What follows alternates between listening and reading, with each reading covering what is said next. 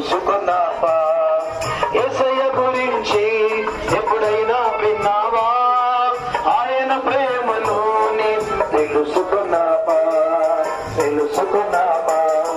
పాపులమైన మన కొరకు రక్తం కాచి ప్రాణం పెట్టి తిరిగి లేచి చేతులు తెలుసుకున్నాడు. పాపులమైన